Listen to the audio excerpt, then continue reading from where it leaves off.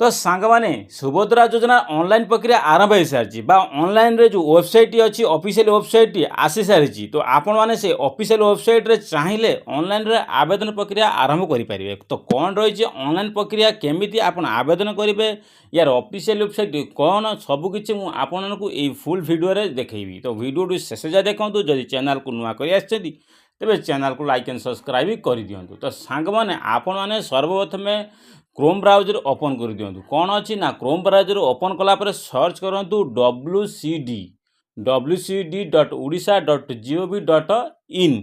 तो आपने ये वेबसाइट रे सर्च कलापर आपन को ये गोटे पेजटे ओपन हम। तो ये पेजटे ओपन होगापर आपड़ सर्वप्रथम देखूँ यार 3 डॉट अच्छी। तो आपड़ से 3 डॉट पर क्लिक कलापर देखूँ सभा तलू कौन अच्छी ना यार अच्छी सुभद्रा ऑफिशियल लिंक अच्छी। तो आप से सुभद्रा पर आप कौन करूँ क्लिक कर दिंतु। तो सुभद्रा योजना पर क्लिक कलापर तो सर्वप्रथम देखूँ यार ऑफिशियल पेज टी कौन।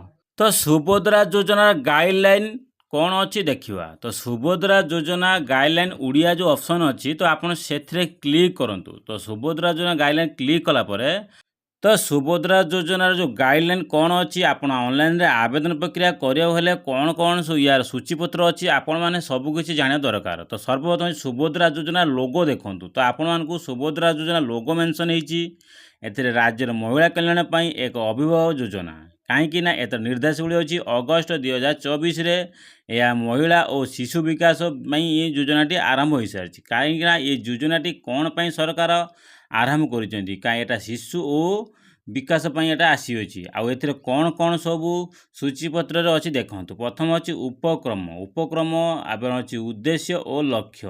ये लक्ष्य कौन अच्छी जे सुभद्रा योजना ओपन कर यार लक्ष्य कौन सरकार कहीं ये हूँ गरीब कल्याण योजना और महिला मान सशक्तिकरण करने ये योजनाटी आरंभ कराई। तो ये सब गुड़े हिताधिकारी यार परिसर कौन।